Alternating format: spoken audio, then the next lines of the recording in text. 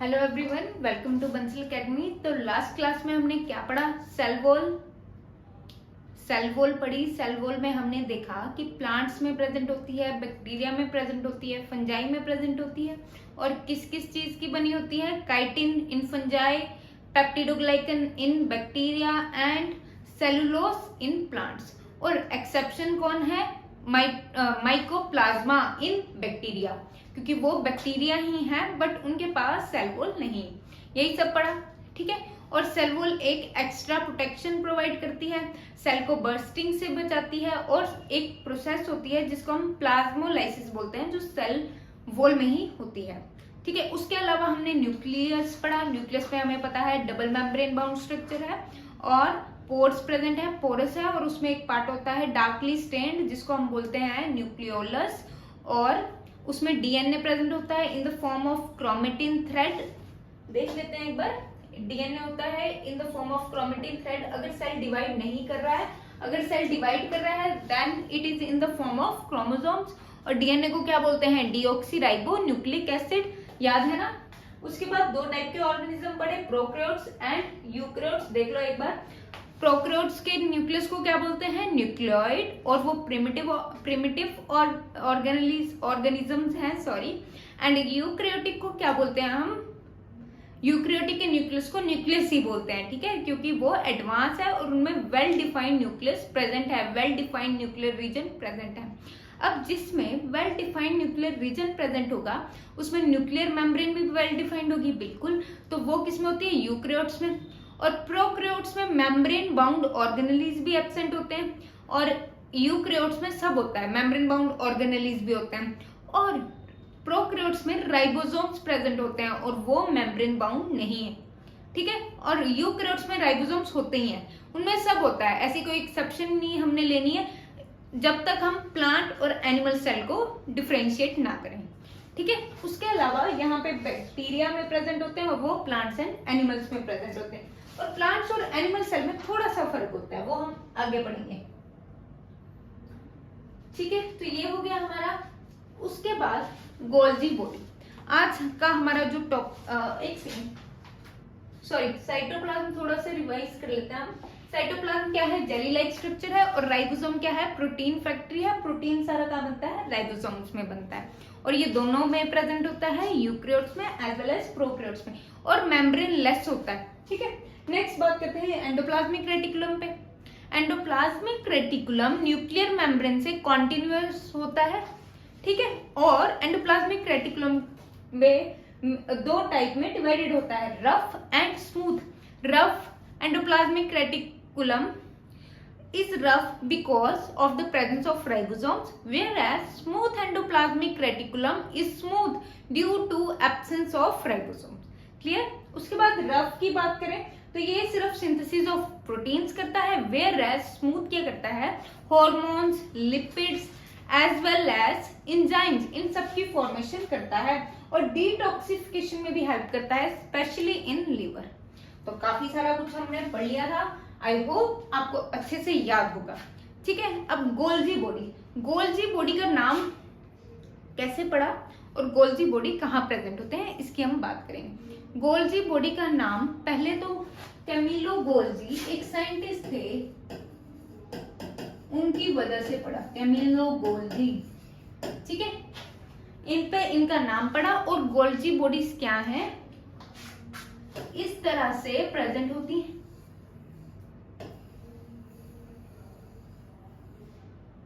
ठीक है। Golgi body इस तरह से प्रेजेंट होती है और एक नेटवर्क सा बनाती है गोल्जी बॉडीज, एक सिस्टम सा बनाती है मेम्ब्रेन का, जिसमें ये पैरेलली अरेंज्ड होती है। और इन पैरेलली अरेंज्ड को क्या बोलते हैं हम? ये जो होती हैं इनको सिस्टर्न्स बोलते हैं, सिस्टर्न्स बोल देते हैं इन पूरे को, क्योंकि ये पैरेलली अरेंज्ड, रफली पैरेलल बोलते हैं, क्योंकि एग्जैक्टली पैरेलल नहीं है तो रफली पैरेलल। और इसमें क्या होती है? ये साइड वाला जो पोर्शन है इसको वेसिकल्स बोलते हैं, इस साइड वाला जो पोर्शन है इसको वेसिकल्स बोलते हैं। तो named after Camillo Golgi, named after Camillo Golgi and comprise of system, और क्या बोलेंगे? कंप्राइज ऑफ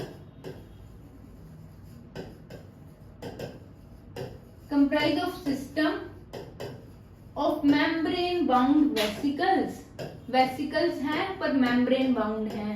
ये वेसिकल्स हैं पर मेम्ब्रेन प्रेजेंट है वेसिकल्स के around. Membrane bound vesicles, vesicles समझिए ना, invagination of outer layer, invagination of outer layer, तो ये मेम्ब्रेन बाउंड वेसिकल्स हैं, ऐसे खुली नहीं है, ठीक है, तो मेम्ब्रेन बाउंड वेसिकल्स।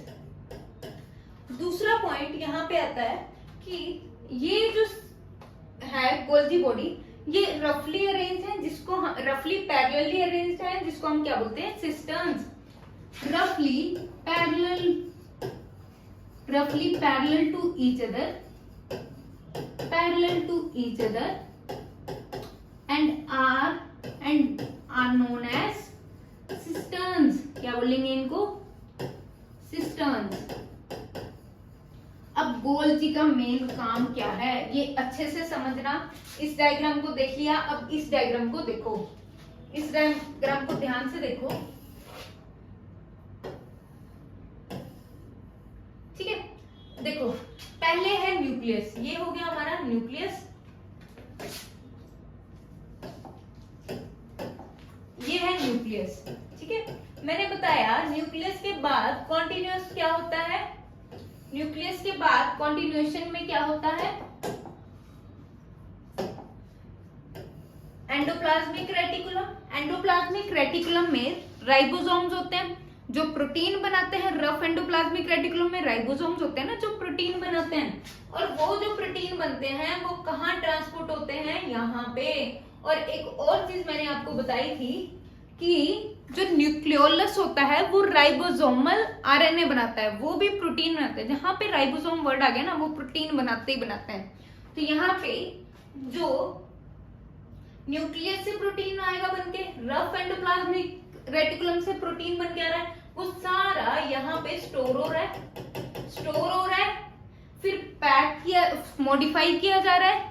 मॉडिफाई, उसमें अगर कोई कमी रह गई है तो उसको मॉडिफाई किया जा रहा है ताकि वो तैयार रहे ट्रांसपोर्टेशन के लिए। फिर उसको पैक करना पड़ेगा। कोई सामान है, दुकान से सामान लेना है, तो पहले एक फैक्ट्री में बनता है, ठीक है, फैक्ट्री से ट्रांसपोर्ट होता है। ट्रांसपोर्ट कहाँ होता है, एक बड़े स्टोर में ट्रांसपोर्ट होता है, और वहां पे क्या किया जाता है, वहां पे उसको पैक कर देते हैं। वो अगर दूर दराज ट्रांसपोर्ट करना है, ठीक है, तो पैक किया जाता है और मॉडिफाई किया जाता है थोड़ा सा। अगर उस पे लेबल लूबल लगाना है तो वो जनरली ये सारे काम फैक्ट्री में हो जाते हैं आजकल तो, ठीक है। तो कैसे हुआ, ये एक फैक्ट्री है, यहाँ पे प्रोडक्ट बना, कोई फोन बन गया मान लो, या चॉकलेट बन रही है, ठीक है, या चॉकलेट बन रही है। अब यहाँ पे जो चॉकलेट बनी वो ऐसी बनी, बस इस पे कोई डिजाइन नहीं है, ठीक है। तो ये ट्रांसपोर्ट होगी थ्रू ईआर, थ्रू न्यूक्लियोलस, सारी जगह गई, कहाँ गई, गोल्जी बॉडी। अब गोल्जी बॉडी ने इस चॉकलेट को क्या किया, चॉकलेट क्या है, प्रोटीन, तो गोल्जी बॉडी ने इस चॉकलेट को क्या किया, मॉडिफाई किया, डिजाइन डाल दिया और इसको पैक कर दिया, इस पे छिलका लगा दिया, ठीक है, पैक कर दिया और इसको ट्रांसपोर्ट कर दिया। अब ट्रांसपोर्ट उतना किया जितनी जरूरत है, बाकी का यहीं पे स्टोर कर लिया। तो पहले गोल्जी बॉडी ने क्या किया, जो सामान आया उसको मॉडिफाई किया, फिर स्टोर भी कर लिया थोड़ा सा, और फिर पैक किया और फिर ट्रांसपोर्ट कर दिया। अगर जो बचा वो स्टोर कर रखा है इसने। क्लियर हुआ पॉइंट। तो गोल्जी बॉडी का काम क्या है, प्रोटीन को स्टोर करना, पैक, मॉडिफाई करना, स्टोर करना, मॉडिफाई करना, पैक करना और ट्रांसपोर्ट कर देना। क्या क्या काम है, तो यहाँ पे गोल्जी बॉडी के पास आया, गोल्जी बॉडी ने ट्रांसपोर्ट, ये देखो दिख रहा है आपको, ट्रांसपोर्ट किया। इसको भी एक्सोसाइटोसिस टाइप भी बोल देते हैं इसको, ठीक है। तो गोल्जी बॉडी के फंक्शन बता दो, प्रोटीन के लिए है, प्रोटीन स्टोरेज है, मॉडिफिकेशन है, पैकेजिंग है एंड ट्रांसपोर्टेशन है। वेरी इंपॉर्टेंट, ये आपको कंसेप्ट आना चाहिए, कभी भी फ्यूचर में काम आएगा। तो यहां पे मैं लिख रही हूं, इट modifies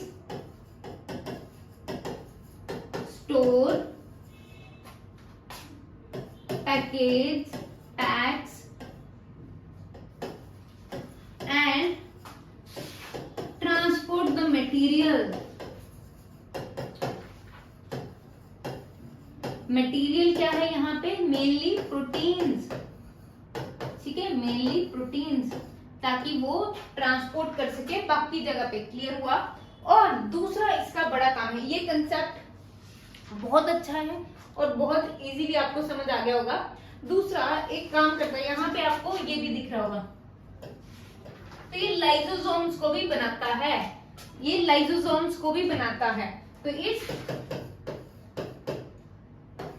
फॉर्म्स लाइसोसोम्स, ये भी एक इंपॉर्टेंट पॉइंट है। लाइसोसोम्स क्या है, अब उस पे आएंगे। It also form lysosomes, very important, very important, ये दोनों वेरी इंपॉर्टेंट, ठीक है। क्लियर है? गोल्जी बॉडी,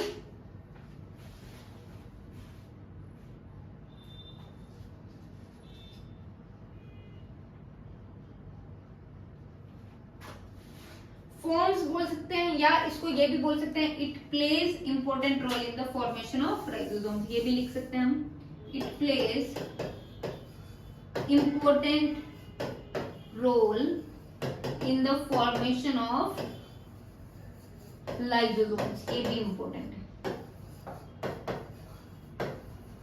ठीक है, लाइसोसोम्स। चलिए अब लाइसोसोम्स पे आते हैं। लाइसोसोम्स क्या है? लाइसोसोम्स एक ऐसा स्ट्रक्चर है, म्युनिसिपल कमेटी रख लो, ठीक है, सेल की म्युनिसिपल कमेटी है जो सेल का ध्यान रखेगी, क्लीनलीनेस का ध्यान रखेगी, और इसको हम बोलते हैं वेस्ट डिस्पोजल सिस्टम।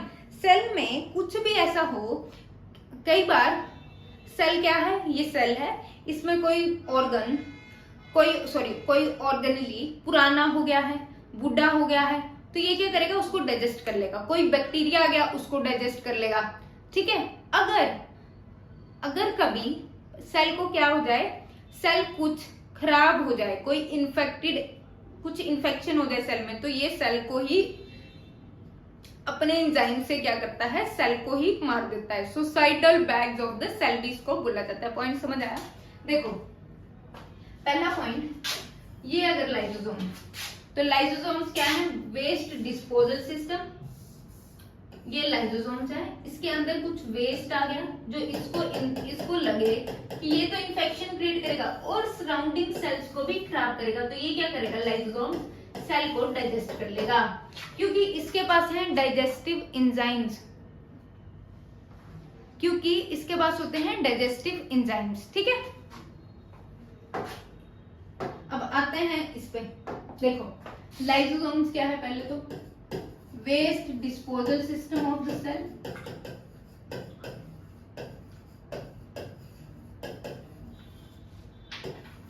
ठीक है, waste disposal system of the cell, और फिल्ड विद डाइजेस्टिव एंजाइम्स, क्योंकि इसके पास क्या होते हैं, digestive enzymes.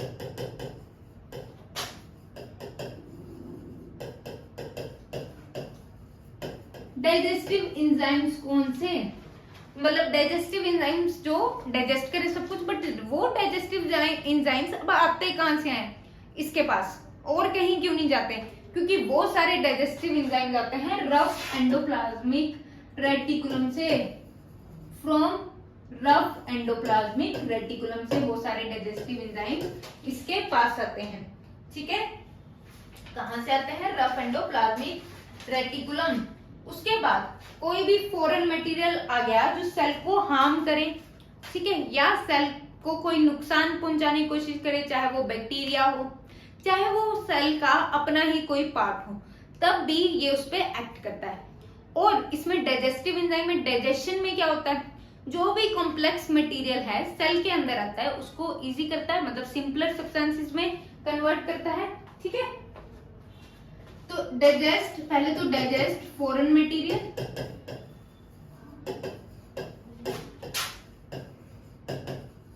And worn out organelles, and worn out जो ऑर्गेनेलिज खराब हो चुके हैं, by the action of digestive enzymes, किसके एक्शन से, by the action of digestive enzymes. ठीक है। अब दूसरा point, it also break complex substances, digestion में भी हेल्प करेगा।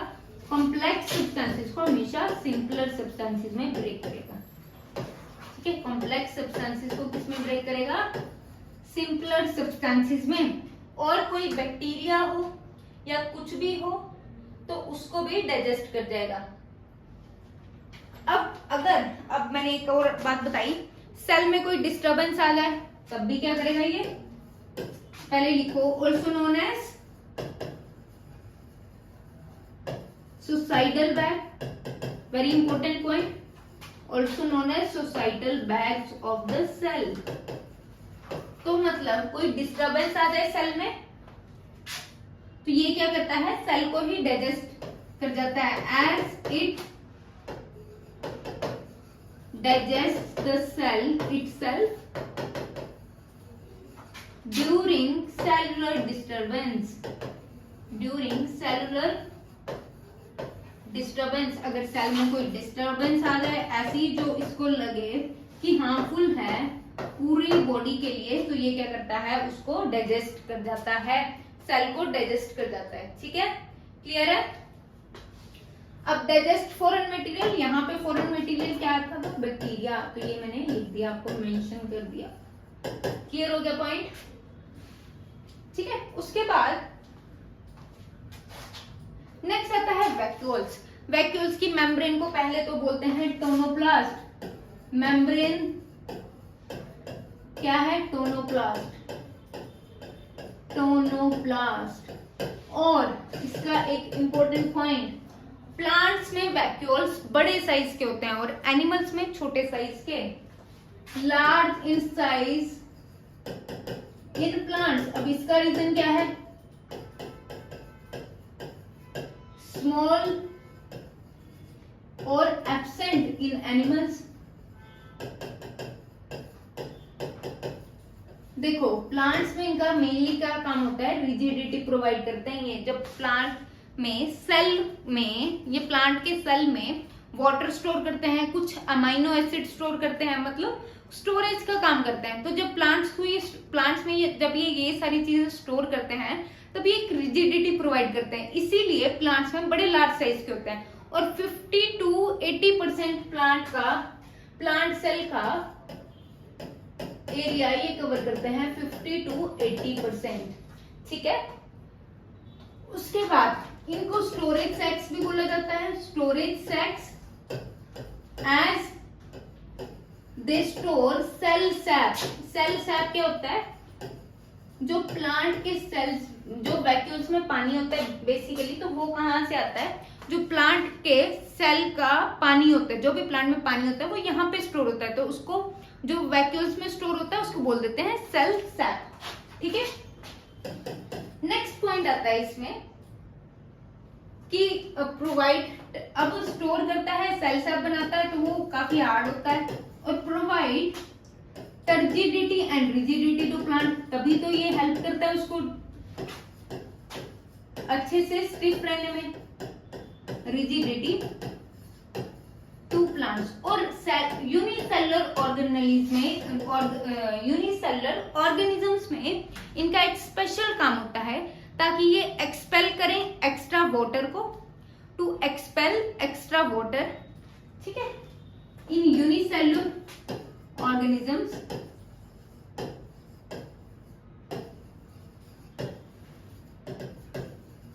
Vacuoles help in expelling extra water and waste material. जो भी वेस्ट मटेरियल होगा उसको भी निकालेंगे और एक्स्ट्रा वाटर को भी।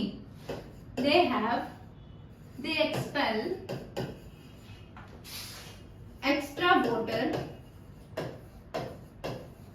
एंड वेस्ट मटेरियल, किसमें? प्लांट्स में।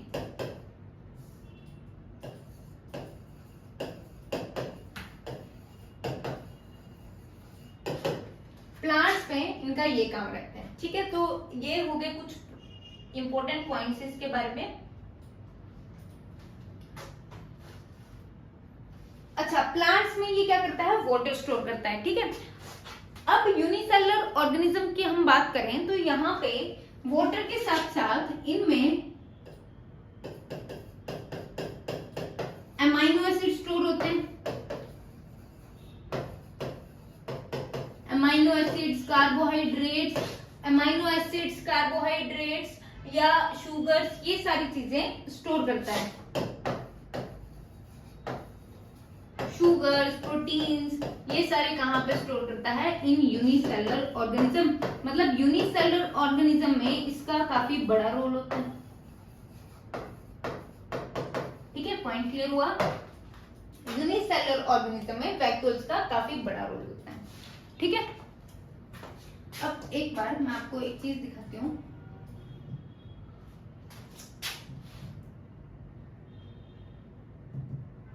प्लांट एंड एनिमल सेल में मैं आपको दिखाती हूँ।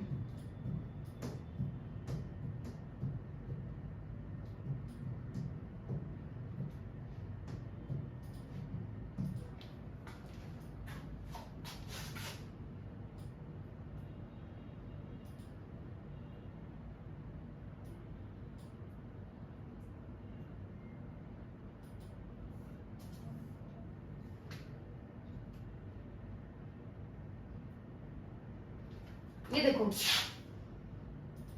देख पा रहे हो?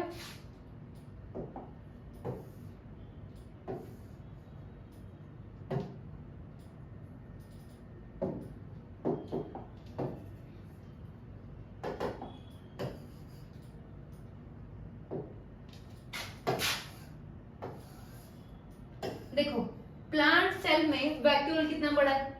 यहाँ पे छोटा है, यहाँ पे यह है ही नहीं, तो क्या छोटा हो सकता है? ठीक है, तो प्लांट सेल में वैक्यूल्स का काफी बड़ा साइज होता है। ये है वैक्यूल, यहाँ पे ये बना रखा है वैक्यूल इन प्लांट्स। ठीक है, चलो आगे चलते हैं। नेक्स्ट आता है माइटोकॉन्ड्रिया। इसको मैं नीचे करती हूँ।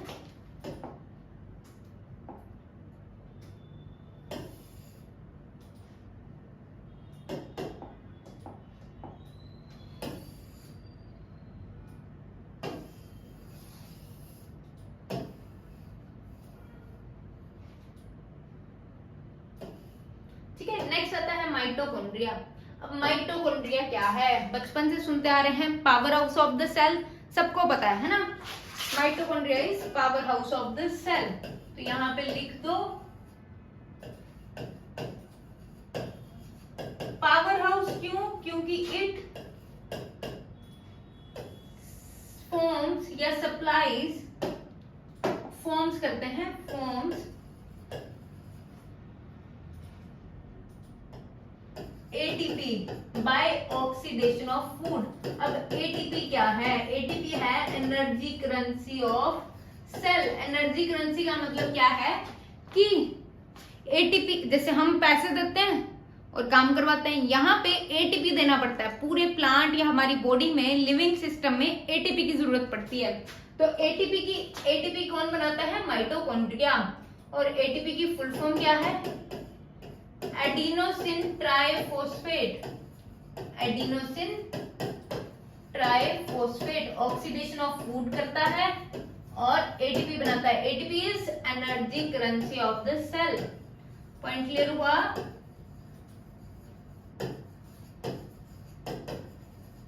माइटोकॉन्ड्रिया में कोई भी काम करवाना है, कैसे करवाया जाएगा? एटीपी देके, जैसे यहाँ पे पैसे देके करवाया जाता है। क्लियर? नेक्स्ट आता है प्लास्टिड। प्लास्टिड सिर्फ प्लांट्स में प्रेजेंट होते हैं। अच्छा, एक और पॉइंट, चलो बाद में बताती हूँ। प्लास्टिड सिर्फ प्लांट्स में प्रेजेंट होते हैं, हमें प्लास्टिड नहीं है, क्योंकि प्लास्टिड क्या करते हैं? कलर प्रोवाइड करते हैं। अब कलर कैसे? देखो, प्लास्टिड है जनरली दो टाइप के, क्रोमोप्लास्ट एंड ल्यूकोप्लास्ट। ये जो क्रोमोप्लास्ट है ये किसमें प्रेजेंट होता है? फ्लावर्स में। ठीक है, और क्रोमोप्लास्ट की ही आगे टाइप है क्लोरोप्लास्ट। क्लोरोप्लास्ट क्या होता है? Green in colour, help in photosynthesis. Photosynthesis में हेल्प करता है। फोटोसिंथेसिस क्या है? ऐसी प्रोसेस जिससे प्लांट अपना खाना बनाता है। तो क्लोरोप्लास्ट हेल्प करता है फोटोसिंथेसिस में। और क्रोमोप्लास्ट किसमें प्रेजेंट होता है? जितने भी रंग बिरंगे हम स्ट्रक्चर देखते हैं ना प्लांट में, वो सारे क्रोमोप्लास्ट की वजह से होते हैं, चाहे वो टमाटर लाल है, चाहे वो मिर्ची लाल है, चाहे वो फ्लावर पिंक है, तो ये सारी चीजें कहाँ से आती हैं? क्रोमोप्लास्ट से। और पत्ता हरा है, यंग प्लांट की स्टेम भी ग्रीन होती है, तो वो कहाँ से आती है? क्लोरोप्लास्ट से। अब प्लांट्स में जैसे मूंगफली होगी या अखरोट हो गया, तो उनमें तो कलर नहीं होता ना, और उनमें ऑयल भी होता है, हम निकालते हैं ना, almond oil, castor oil, cashew का भी ऑयल होता है, हाँ थोड़ा सा होता है शायद ठीक है, तो ये सारी चीजें कहां से आती हैं? ल्यूकोप्लास्ट से। ल्यूकोप्लास्ट क्या है? कलरलेस प्लास्टिड है। ये कैसा है? कलरलेस प्लास्टिड है। कलरलेस प्लास्टिड है क्योंकि ये मूंगफली का कलर होता है कोई? नहीं होता ना। और ये होती है स्टोरेज साइट ऑफ ऑयल्स, जहां पे ये प्रेजेंट होता है, storage site of oils, proteins etcetera. ठीक है, फैट्स को भी यही स्टोर करता है। Storage sites of oil, protein, starch, fats हैं तो स्टार्च कर लो, है ना, स्टार्च को ये स्टोर करता है। स्टार्च, आलू का कलर, मूंगफली का कलर एक जैसा होता है ना, तो वो सारे ल्यूकोप्लास्ट की वजह से। अब यहाँ पे एक इंपॉर्टेंट पॉइंट आता है, स्टार मार्क कर लो इसको। जो प्लास्टिड्स एंड माइटोकॉन्ड्रिया है, इनको सेमी ऑटोनोमस बोला जाता है। सेमी ऑटोनोमस का मतलब क्या है, अब ये समझेंगे आज। Semi autonomous organs, organelles, sorry organs निकल जाता है। सेमी ऑटोनोमस ऑर्गेनेलीज, इसका मतलब क्या है? इनके पास ये दोनों सिर्फ न्यूक्लियस के अलावा ये सिर्फ ऑर्गेनेलीज हैं जिनके पास अपना प्रोटीन प्रेजेंट है, अपना डीएनए प्रेजेंट है। They have their own protein and DNA.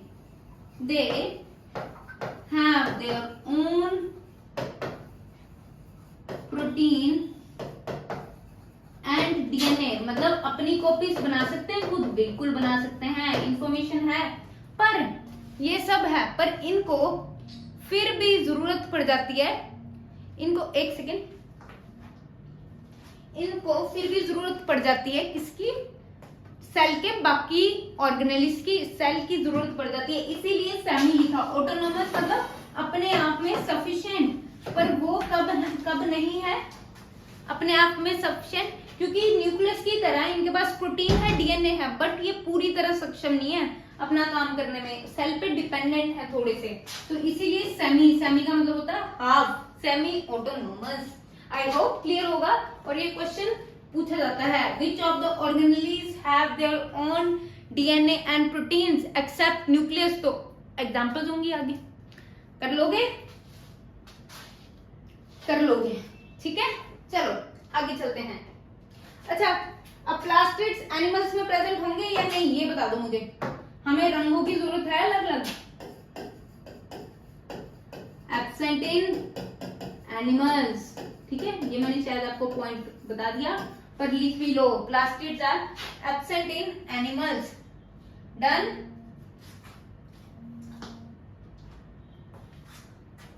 उसके बाद देखो डबल मेम्ब्रेन बाउंड स्ट्रक्चर कौन से हैं। अब डबल मेम्ब्रेन स्ट्रक्चर हमें किस में दिखी थी? न्यूक्लियस में माइटोकॉन्ड्रिया का स्ट्रक्चर कुछ इस तरह से होता है, ये देखो, ये है माइटोकॉन्ड्रिया का स्ट्रक्चर, ये इनर लेयर, ये आउटर लेयर, ये है इन फोल्डिंग्स ऑफ मेम्ब्रेन, इनको बोलते हैं क्रिस्टे। इनको क्या बोलते हैं? Cristae. In foldings of membrane को क्या बोलते हैं? क्रिस्टे। ठीक है, तो माइटोकॉन्ड्रिया का स्ट्रक्चर ऐसा होता है। तो outer layer inner layer present है, बिल्कुल प्रेजेंट है। तो डबल मेम्ब्रेन बाउंड कौन है? माइटोकॉन्ड्रिया। प्लास्टिड की भी डबल मेम्ब्रेन होती है, इस तरह से होता है इसका भी स्ट्रक्चर, एक बार देख लो।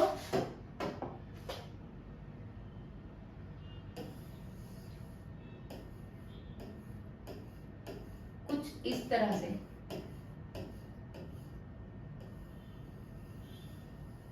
ठीक है, इस तरह से होता है क्लासिक का भी, तो ये भी डबल मेम्ब्रेन है। और न्यूक्लियस तो आपने देख ही लिया, ठीक है, न्यूक्लियस आपने देख लिया।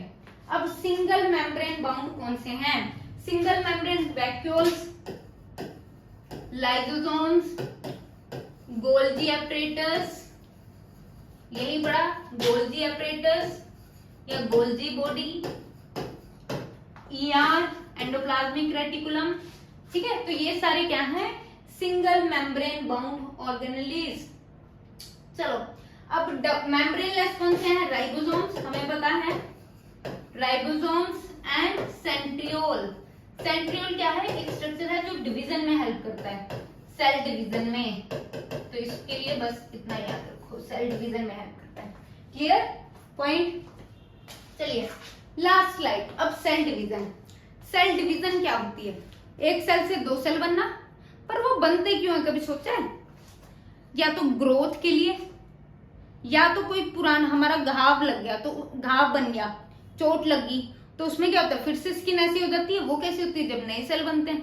पॉइंट क्लियर हुआ? तो सेल डिवीजन इसलिए होती है। या एक जनरेशन से दूसरी जनरेशन बननी है, तब भी ऑफस्प्रिंग्स बनने हैं, एक पेरेंट से बच्चे बनने हैं, ठीक है, तो तब भी क्या होती है? सेल डिवीजन होती है। पॉइंट क्लियर है? तो सेल डिवीजन क्या है? New cells are formed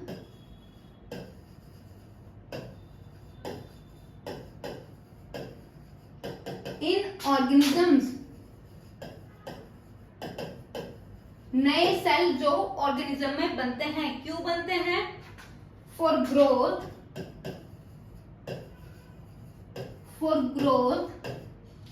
in case of injury,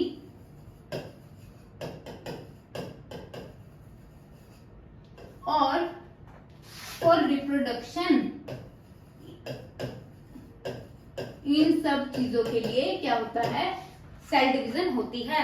अब सेल डिवीजन दो इन टाइप की है, that is mitosis and meiosis. एक सेल से दो सेल बनना, ठीक है, ये क्या है? Cell division. Done? Point clear हुआ? अब माइटोसिस में क्या होता है? ये सेल, ये क्या है? दिख रहे हैं कुछ ऐसे स्ट्रक्चर बनाए थे, क्रोमोसोम। सेल डिवीजन होनी है तब क्या होगा? क्रोमोसोम ऐसे होंगे, ठीक है। डीएनए इस फॉर्म में है, किसकी फॉर्म में? क्रोमोसोम्स की फॉर्म में। अब जब यहाँ पे माइटोसिस होनी है तब क्या होता है? इस तरह से, एक सेकेंड, इस तरह से सेल डिवाइड करेगा, ठीक है।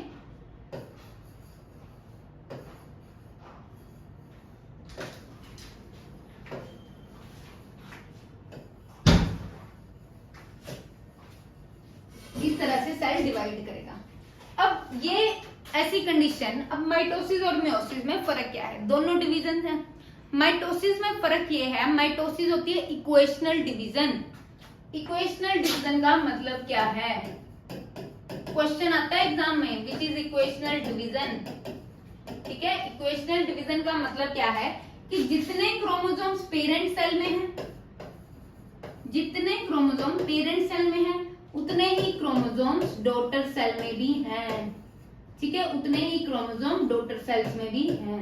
पॉइंट क्लियर हुआ? जितने क्रोमोसोम पेरेंट सेल में हैं, उतने ही डॉटर सेल में भी आगे जाएंगे। तो ये क्या है? माइटोसिस। अब माइटोसिस कब होती है? जब ग्रोथ होनी है, क्योंकि एक सेल वैसा ही, अब मान लो मेरी स्किन, मतलब एक बच्चे से बड़ा बनना है तो उसमें स्किन सेल्स ही आगे बनते जाएंगे। तो स्किन सेल्स जब आगे बन रहे हैं तो क्या हो रहा है? अपने जैसे डीएनए वाले बनाएंगे, कम कर दिया तो गड़बड़ हो जाएगी, ठीक है। अपने जैसे स्किन सेल चाहिए, तो यहाँ पे क्या होगा? It occurs during growth and injury. Injury के टाइम भी सेम कंसेप्ट है। कब जाएगा? इंजरी और ग्रोथ के टाइम, ठीक है।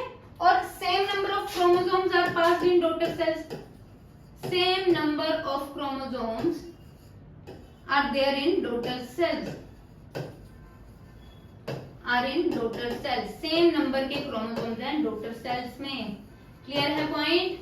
यहाँ पे मैंने बनाया। अब बात करते हैं माइटोसिस की। तो माइटोसिस में क्या है? अगर ये सेल है और आगे 2 सेल बन रहे हैं, ये बना दिया क्रोमोसोम। ठीक है, तो आगे इसमें हाफ नंबर ही जाएगा, हाफ नंबर ही आगे जाएगा। तो अगर ये 2n है तो ये n हो जाएंगे, और इधर अगर ये 2n है डिप्लॉइड है तो ये भी डिप्लॉइड रहेगा। डिप्लॉइड मतलब कि हमारे पास 46 पेयर ऑफ क्रोमोसोम्स हैं, 46 पेयर्स हैं हमारे पास क्रोमोसोम्स के। ठीक है, तो यहाँ पे 46 के 46 जा रहे हैं, पर यहाँ पे 46 से 23 हो जाएंगे, हाफ कर दिए जाएंगे। अब ऐसा कब होता है? ऐसा होता है रिप्रोडक्शन में, जो गैमीट्स बनते हैं, स्पर्म्स, मेल गैमीट और फीमेल गैमीट, ओवा, क्योंकि उनको फ्यूज होके क्या बनाना है, आगे बच्चा बनेगा। तो बच्चे में तो 46 आ जाएंगे ना, जब एक पापा से आएगा एक मम्मी से आएगा हाफ हाफ, तो वो 46 हो जाएंगे। पर अगर मम्मी से भी पूरे 46 आ गए, पापा से 46 आ गए, तो बच्चे का पता नहीं क्या बन जाएगा। ठीक है, तो हाफ नंबर ऑफ एक अच्छे मतलब एक सही इंसान के लिए जो हेल्दी है बिल्कुल 23 मतलब 46 होने चाहिए टोटल क्रोमोसोम। ठीक है, 23 पेयर्स ऑफ क्रोमोसोम होने चाहिए उसके पास। कितने पेयर्स? 23 पेयर्स। तो यहाँ पे क्या आ गया? Reductional division. मेयोसिस क्या है? Reductional division. ठीक है, कम हो गए ना क्रोमोसोम। और कब आती है? It occurs in gamete cells, gamete जिससे आगे बेबी बनेगा, gametes during reproduction. Half number of chromosomes are found in daughter cells. कितने क्रोमोसोम्स बने? Half number of chromosomes are there in daughter cells. Point clear हुआ? ठीक है, अगर नहीं हुआ मैं फिर से समझा रही हूं आपको, ये वाला पॉइंट फिर से सुन लो एक बार। ठीक है, देखो माइटोसिस में क्या है? Mitosis equational division. Equational division मतलब अगर ये कोई सेल है, ये सेल है, इससे 2 सेल बन रहे, ठीक है, और ये भी कोई सेल है, इससे 2 सेल बन रहे, ठीक है।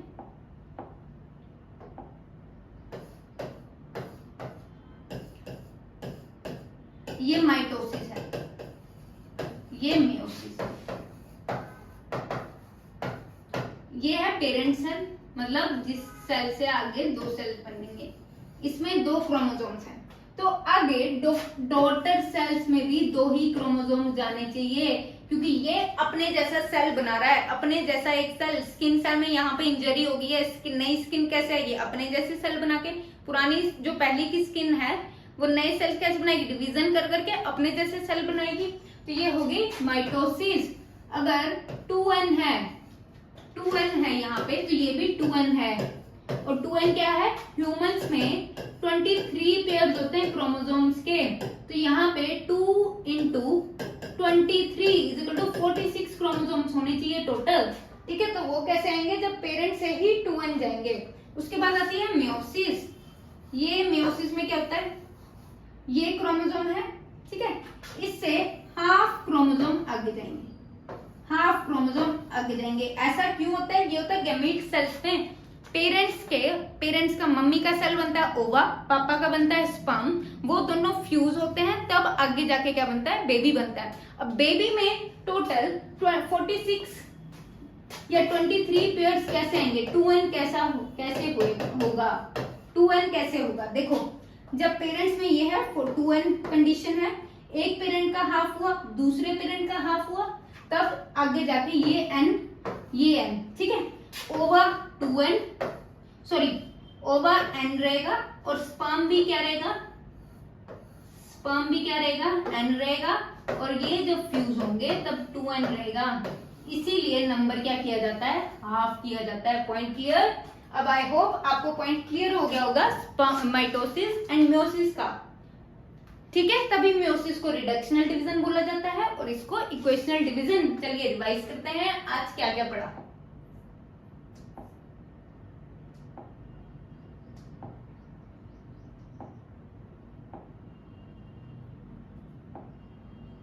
Golgi body, Camillo Golgi scientist के बाद इसका नाम रखा गया। और वेसिकल्स प्रेजेंट होती हैं। काम क्या है मेनली, जो भी सामान न्यूक्लियस से आ रहा है, ईआर से आ रहा है, उसको स्टोर करना, पैक करना, मॉडिफाई करना और ट्रांसपोर्ट करना, ये मेन काम है किसका, गोल्जी बॉडी का। उसके बाद इंपॉर्टेंट रोल कहाँ है इसका, लाइसोसोम्स की फॉर्मेशन में। ठीक है, इंपॉर्टेंट रोल क्या है लाइसोसोम की फॉर्मेशन में। लाइसोसोम्स क्या है, waste disposal system, municipal committee है सेल की, सारा गंद सारी क्लीनलीनेस को मेंटेन करेगा। तो यहाँ पे आप ये भी लिख सकते हो, as it maintain cleanliness in the cell. उसके बाद डाइजेस्टिव एंजाइम्स प्रेजेंट होते हैं। डाइजेस्टिव एंजाइम्स आते कहां से हैं, आरईआर से आते हैं, रफ एंडोप्लाज्मिक रेटिकुलम से। फॉरेन मटेरियल को डाइजेस्ट करेगा और सेल की सफाई रखेगा। कोई हार्मफुल बैक्टीरिया आ जाए, कोई भी आ जाए, सबको डाइजेस्ट कर जाएगा। और कुछ पुराने ऑर्गेनेली हैं अगर, जो अब गंद मचा रहे हैं, काम नहीं हो रहा उनसे, तो उनको भी क्या करेगा, डाइजेस्ट कर लेगा। उसके बाद break complex structures into simpler substances. ठीक है, कॉम्प्लेक्स सब्सटेंस डाइजेशन करता है। ठीक है, उसके बाद सुसाइडल बैग भी इनको बोला जाता है। अगर कहीं इसको लगे सेल में ऐसी इन्फेक्शन होगी, ये सेल बच नहीं पाएगा और सेल दूसरे सेल्स को भी खराब करेगा, तो ये क्या करता है, सेल को खा जाता है, खुद ही एनगल्फ कर जाता है, और इसको बोलते हैं सुसाइडल बैग इसीलिए। ठीक है, नेक्स्ट आते हैं वैक्यूल्स। वैक्यूल्स की मेम्ब्रेन को बोला जाता है टोनोप्लास्ट। वैक्यूल्स क्या स्टोर करते हैं, सेल सैप, इसीलिए इनको स्टोरेज सैक बोला जाता है। प्लांट्स में बहुत बड़े बड़े वैक्यूल्स होते हैं, एनिमल्स में स्मॉलर साइज या एब्सेंट होते हैं। और प्लांट्स में इनका टर्जिडिटी प्रोवाइड करते हैं, रिजिडिटी प्रोवाइड करते हैं। वेयर एज यूनिसेलुलर में इनका स्पेशलाइज्ड रोल है। यूनिसेलुलर में ये अमाइनो एसिड को स्टोर करते हैं, प्रोटीन्स को स्टोर करते हैं, स्टार्च को स्टोर करते हैं, मतलब जो भी इनको मिलता है। ठीक है, ये मेन काम होता है। और ये एक्स्ट्रा वाटर को भी बाहर निकालते हैं, एक्सक्रीटरी सिस्टम का काम भी करते हैं। ठीक है, और वेस्ट खाने को भी बाहर निकालते हैं, डाइजेस्टिव सिस्टम का भी काम कर रहे हैं, मतलब बाहर निकालने वाला। पॉइंट समझ आ गया। अब माइटोकॉन्ड्रिया। माइटोकॉन्ड्रिया क्या बोला जाता है, power house of the cell. Double membranal structure है ये, और आउटर लेयर इसकी प्रेजेंट होती है, इनर लेयर, और इन फोल्डिंग्स होती है मेम्ब्रेन में, जिसको क्रिस्टा बोला जाता है। ठीक है, क्रिस्टे बोला जाता है। और क्या बनाता है, एटीपी बनाता है, जिसको एडिनोसिन ट्राइफॉस्फेट बोलते हैं, जो कि एनर्जी क्रंची है सेल की। उसके बाद आते हैं plastid, only present in plants, absent in animals. Plastid दो टाइप के हैं, chromoplast and leucoplast. Chromoplast flowers, टमाटर, सब्जियां, फल, इन सब में प्रेजेंट होता है। क्रोमोप्लास्ट से आगे बनता है क्लोरोप्लास्ट। क्लोरोप्लास्ट ग्रीन होता है, जो फोटोसिंथेसिस में हेल्प करता है, जिससे प्लांट अपना खाना खुद बनाता है। ये सारी चीजें हमें पता है। ठीक है, उसके बाद ल्यूकोप्लास्ट। अब आलू हो गया, मूंगफली हो गई, ये सारे क्या हैं, ऑयल स्टोर करते हैं ना, स्टार्च स्टोर करते हैं, ऑयल स्टोर करते हैं। कलर इनका कैसा होता है, कलरलेस से होता है, तो वो सारे ल्यूकोप्लास्ट की वजह से होते हैं। उसके बाद very important point, plastids and mitochondria are semi-autonomous because they have their own DNA and proteins, but still कुछ functions वो perform नहीं कर पाते, कुछ उनको मदद सेल से लेनी पड़ती है, इसलिए सेमी ऑटोनोमस, आधे ऑटोनोमस बोला जाता है उसको। ठीक है, next double membrane bound structure कौन से हैं, mitochondria, plastid and nucleus. Single membrane bound vacuoles, लाइसोम, Golgi body, ER. Membrane less ribosomes and centriole. Centriole help करते हैं सेल डिवीजन में।